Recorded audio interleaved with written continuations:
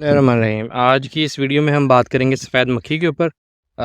तेल जो हैं ये तकरीबन 15-15 16-16 दिन के हो गए हैं और इनके ऊपर जो है ना सफ़ेद मक्खी का वाइट फ्लाई का जो है ना अटैक है। ये देखें,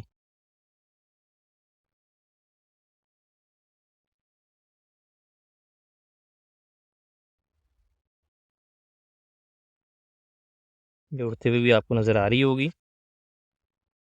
अच्छा, तो इनकी इनके लिए हमने क्या किया है कि आज जो है ना इन पे हम स्प्रे करने लगे हैं। स्प्रे में जो हमने सिलेक्शन की है वो हमने फ्लूनिकामाइड की है। फ्लूनिकामाइड जो है ना ये मुख्तलिफ़ नामों से आ रही है, जिस तरह ICI की उलाला है, ठीक है ना।